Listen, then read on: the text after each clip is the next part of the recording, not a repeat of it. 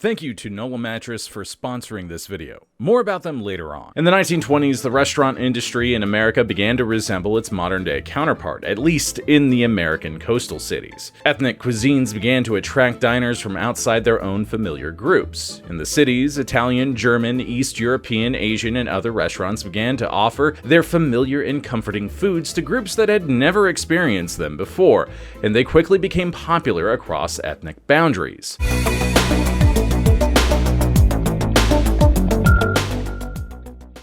Welcome back to Biographics. I'm your host, Eric Malachite, and today's script was provided by Larry Holsworth, so be sure to show them some love as you deploy your likes and do all the things that help keep the eldritch beast that is the YouTube algorithm going.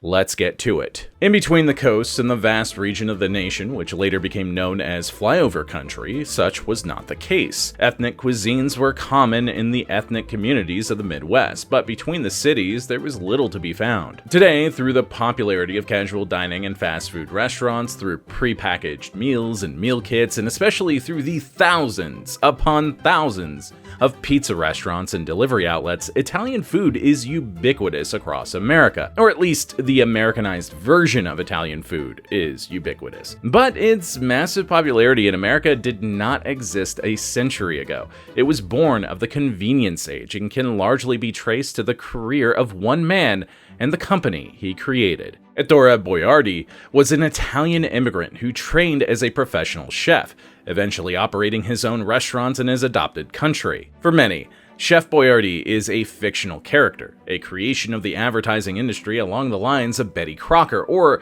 the Gorton's Fisherman. But he was not. Chef Boyardee was a real person, an Italian immigrant who wanted to share his love for the simple foods of his childhood with his adopted country. He was a trained chef of considerable acclaim, who rose to prominence among the most famed professional kitchens of the age. Then he turned his back on his chosen profession to change the way Italian food was perceived and received in his adopted country. He used his love for the simple foods of his homeland to create a new industry in America, eventually making the creation of simple Italian dishes easier for American cooks using his products. His business became the largest importer of Parmesan cheese into America, the largest importer of olive oil, and a major importer of semolina wheat, used to make pasta. He built and expanded farms in Pennsylvania until they were one of the largest growers of tomatoes in the world. He named his company for himself and his profession, calling it Chef Boyardee. When he learned that his customers and even many of his own sales representatives had a difficult time pronouncing his name as it appeared in Italian, he anglicized its appearance and pronunciation to Boy-R-D. His own image as Chef Boyardee appeared on his products' labels, and it still does. Today, Chef Boyardee's products are largely viewed as cheap, quickly prepared convenience foods for children and college students. Canned ravioli, lasagna, spaghetti, and other products are hardly considered gourmet foods, but they began as the opening of a new cuisine in America, which ushered in the preparation of Italian foods at home, even in non-Italian households. The preparation of spaghetti at home began with Chef Boyardee and led to huge changes in America's diet and dining habits. Here is how it was done. Now, we've had our Nola mattress for about 6 months, and we still have no complaints. The mattress is in our guest room, also for when wife needs a break from my snoring. So when one of wife's friends stayed with us, I asked them what they thought of the mattress, and they described it as heavenly. So I can say without a doubt that you won't be disappointed with today's sponsor, Nola Mattress. The full-size mattress that was sent to us has been popular with our guests. Whenever my back needs a break, I know I can lay down in the guest room, take a nap, and reset before getting back to work. Oh, and that guest that I mentioned, they had more to say about their experience with the mattress. They said, "The mattress is both very soft and supportive. It's like snuggling with a marshmallow. I woke up with no back pain and also very well rested. It is melatonin in bed form." Nola Mattress delivers your new mattress right to your door with free shipping on orders made in the US.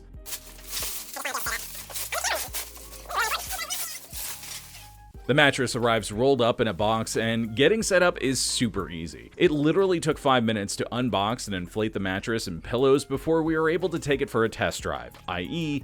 nap time. Nola Mattress also has a 120-night sleep trial that allows you to test your mattress out to make sure it's the right fit for you. All right, so we have just now laid down on the mattress, and it is super comfy. You can make the bed around me, right? Yeah, totally. Okay. You're just gonna nap? Yeah.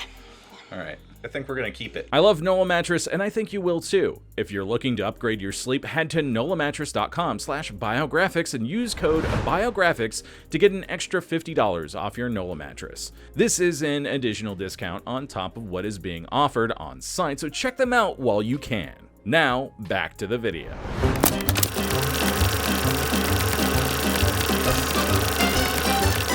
There is a more than likely apocryphal tale regarding young Ettore Boyardee that his first rattle as a baby was a chef's whisk. He was born in the small village of Borgonovo Valtidone in northern Italy in 1897. As was common for that time and place, his childhood included working to help support his family.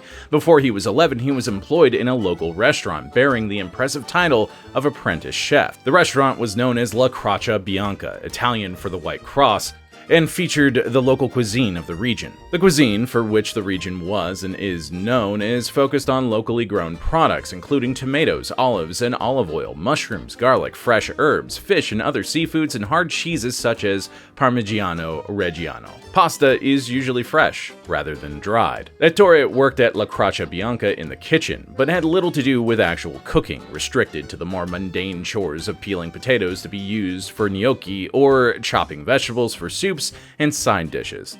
The young Ettore had two overriding ambitions at the age of 11. First, he was to learn all that he could regarding his chosen profession, which was already to run his own kitchen. The second was to follow his beloved older brother Paolo to America. After his own arrival in America, Paolo had taken work as a waiter at the Parisian Room in New York's Plaza Hotel. The Parisian Room was a place where businessmen, politicians, and the idle rich mingled, and Paolo did well there, both financially and professionally, rising eventually to the position of head waiter, and then maître d'hôtel. As maître d'hôtel, Paolo had the final say over not only who was admitted to the Parisian Room, but where they were seated, which meant more importantly who they were seated by. The latter position afforded him considerable influence among the movers and shakers of New York society.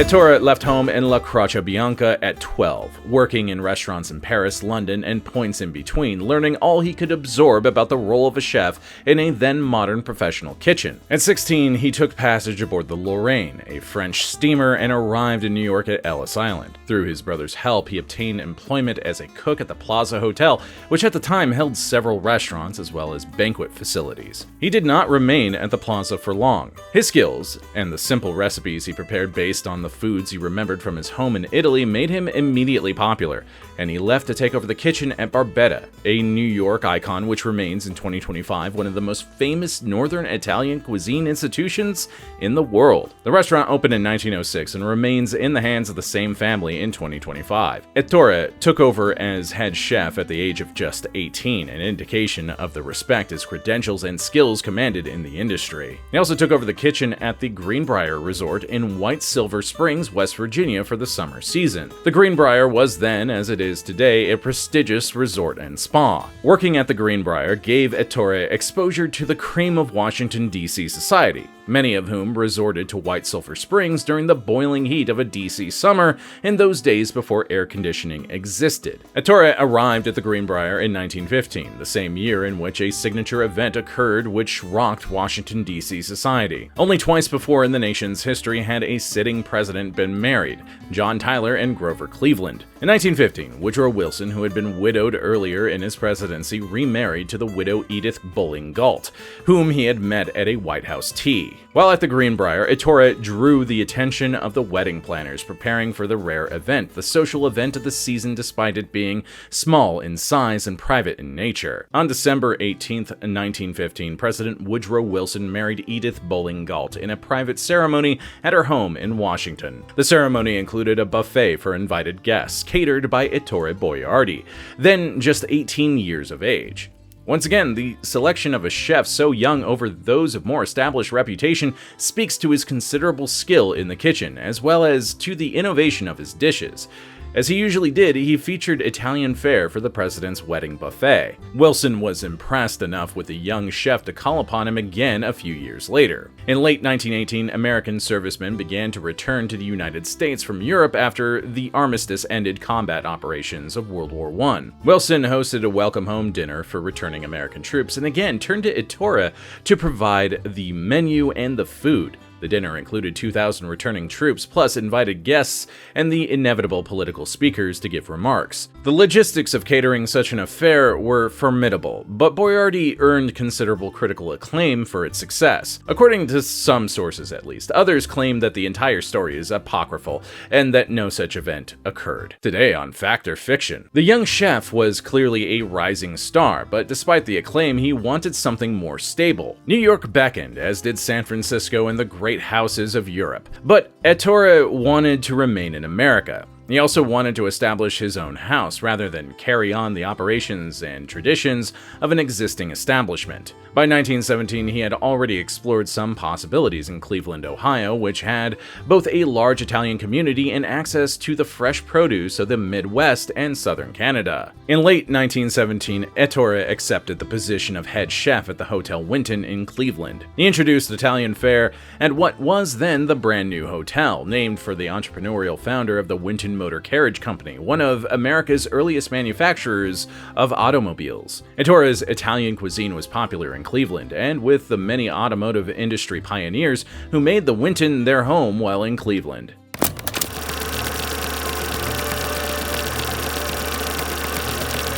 Among the many dishes Ettore introduced at the Winton was the spaghetti dinner. It seems almost mundane today, but spaghetti was rarely seen as a meal on its own prior to Boyardee's innovation. Spaghetti was often served as a side dish in Italian restaurants alongside a fish or veal course, but in Boyardee's Italian hometown, spaghetti with a tomato-based sauce was often served as a meal. Boyardee's spaghetti dinners were something new to most Americans, and they liked what they were served. It could also be replicated at home with dried or fresh pasta, if the sauce could be achieved. The sauce proved somewhat difficult for most cooks.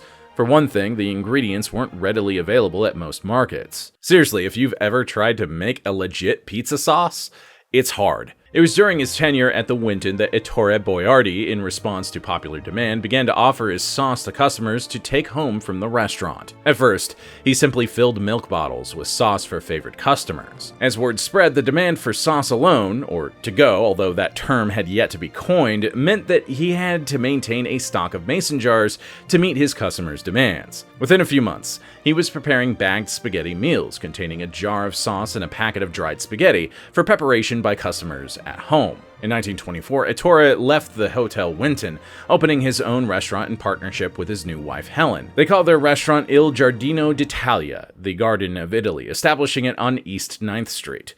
Patrons from the Winton followed him to his new location, and its reputation spread. Business was good, both for in-house dining and in the sale of packaged dinners to go. In the mid-1920s, changes were affecting America's food industry in many ways, not the least of which was in the grocery store. Self-service was replacing the grocer and his aides in serving customers. Shoppers began to move about the store, selecting items on their own and placing them in carts to later be taken to a cashier for checkout. Prior to self-service stores, customers handed their list to the grocer, who filled the order and oversaw payment. In 1928, a married couple who were entrepreneurs of the self-service concept approached the Boyardees with a proposal. Maurice Weiner and his wife Ava proposed a distribution deal with their small self-service grocery chain, offering Boyardee products for sale at retail. The Weiners believed that they could, through their own grocery suppliers' distribution chains, ensure nationwide distribution of Boyardee's sauces and pasta products. Ettore was intrigued, recognizing a greater profit potential than that offered by a restaurant. A restaurant was limited, after all, by the number of patrons it could seat every day. Ettore recruited his brother Paolo, another brother Mario from Italy, and his in-laws to join together in a small canning facility in Cleveland. Together, the group launched the Chef Boyardee Food Company in Cleveland in 1928. They marketed spaghetti sauce in 3 flavors and spaghetti dinners, the latter consisting of a package containing sauce, a packet of dried pasta, and a small can of grated Parmesan cheese.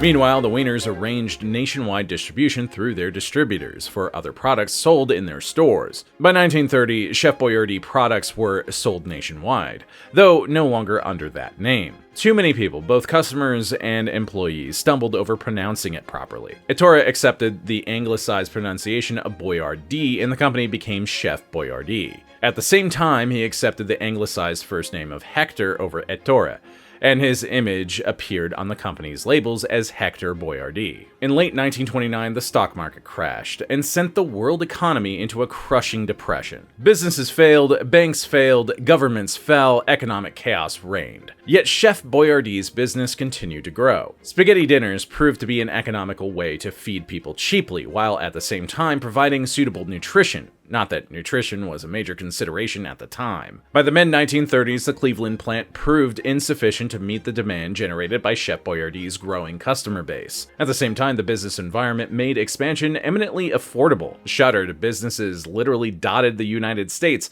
with nearby labor forces languishing out of work. The Boyardees found such a site, which featured a former textiles factory near rail lines. The company purchased the site in Pennsylvania near Milton, where they constructed a large processing and canning facility and tracts of land on which to grow their own tomatoes and eventually mushrooms. The Cleveland facility was shut down. As America lurched toward World War II, Chef Boyardee was processing 20,000 tons of locally grown tomatoes each year, producing up to 250,000 cans of spaghetti sauce per day. And it barely met demand, with national grocery chains, including A&P and Piggly Wiggly, stocking their products. Hector Boyardee operated 2 restaurants in Cleveland, and Paolo continued to maintain his contacts and influence through New York's Plaza Hotel.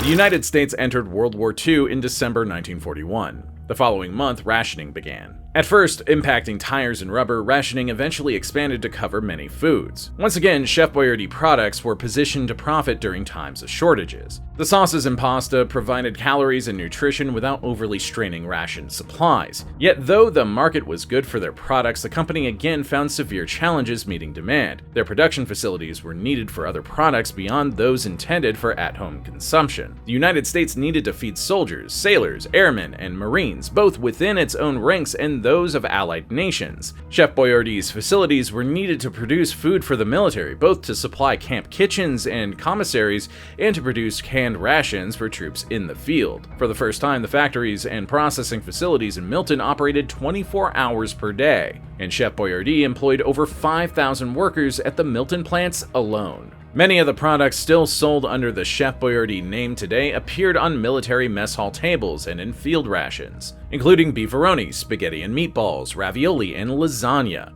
The meals were fully cooked before canning, and though were undoubtedly more palatable if heated, they could be eaten cold from the can, and often were. Despite growing their own tomatoes, the company frequently experienced shortages of the fruit, and employed area rangers to actively lobby local growers to produce more tomatoes for their use. They also developed additional recipes which did not rely on tomato sauce as a base, including white sauces and others, though they met with limited success, although I do love a good white sauce. World War II was both a boom time and a crisis for the Boyardee brothers. Italian immigrants themselves, they all felt the anti-Italian sentiments directed toward Italian Americans throughout the war. Hector fought against this by becoming a community leader in Milton, organizing patriotic parades, metal, rubber, and paper drives, and supporting war bond sales drives. By the end of the war, he was a locally honored citizen, well respected for his support of the American war effort and for returning veterans. His company was awarded a Gold Star by the War Department for its services. During the war, Missouri Senator Harry Truman headed a committee which investigated government contractors and vendors for signs of graft, malfeasance, and other transgressions against the American taxpayer. A large percentage of such crimes occurred in service contracts for items such as uniforms, boots, personal items, and food. During the war, the company grew to the point where it was too large for the Boyardee brothers, who had limited commercial business training to run. It was not an unusual situation at the time. Many American companies profited during the war only to find government contracts suddenly canceled in 1945, leaving them with too many employees and too few projects. To the Boyardees, reducing the company to its pre-war size seemed impossible, and none of them knew how to proceed. Meanwhile, food rationing ended, returning veterans sought housing and families, and eating trends changed. In 1946, a newly formed conglomerate, American Home Foods, offered to buy Chef Boyardee's name, the company, and all its facilities for $6 million, about $105 million in 2025. Hector Boyardee agreed to stay on as a paid consultant and as the face of the company, Chef Boyardee. The brothers agreed, and Chef Boyardee became part of American Home Foods just as America entered the post-war era.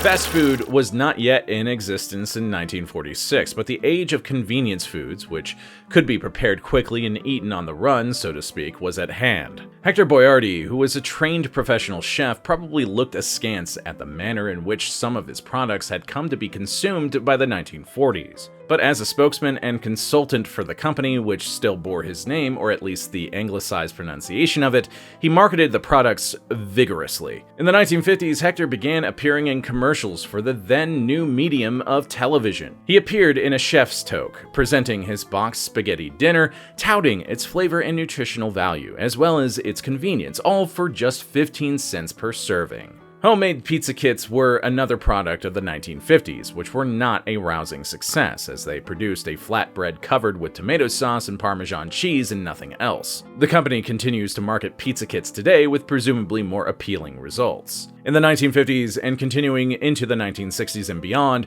consumer tastes changed rapidly, often driven by forces which hadn't existed before World War II. Product sizes began to change. Before the war, canned foods were marketed in sizes meant for couples, small families, and large families. Post-war, individual serving sizes began to appear. Cans or waxed cardboard cartons meant to be heated in vending machines appeared, promising a hot lunch or snack while on the go. Chef Boyardee pasta products appeared in such sizes, which by the 1960s were marketed for use with the new icon of modernity, the microwave oven. The canned pasta products of the pre-war era also faced challenges from another new dining treat of the 1950s, the frozen TV dinner. These took convenience to a new level without the need to even soil a saucepan while preparing a full three-course dinner, including dessert. Gradually, Chef Boyardee transitioned its products to be, rather than a dinner alternative, a convenience food for when time, budget, or both are limited. Following the sale of the company, Hector Boyardee continued to promote it through print and television commercials into the 1970s.